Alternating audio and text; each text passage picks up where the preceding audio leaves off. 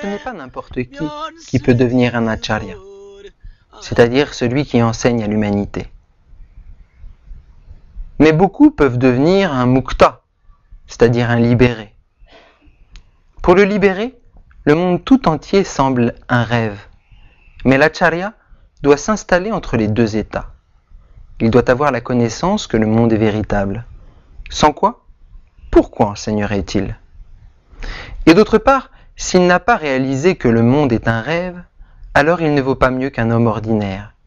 Et qu'est-ce qu'il enseignerait? Le gourou doit porter le fardeau du péché de son disciple. Et c'est pourquoi des maladies et d'autres maux se manifestent même dans le corps de puissants acharyas. Mais s'il est imparfait, ces maux s'attaquent aussi à son esprit, et il tombe.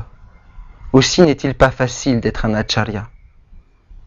Il est plus facile de devenir un jivamukta, c'est-à-dire un libéré de cette existence, que d'être un acharya.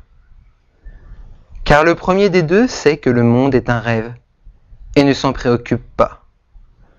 Un acharya sait aussi que c'est un rêve, mais il doit y rester et y travailler.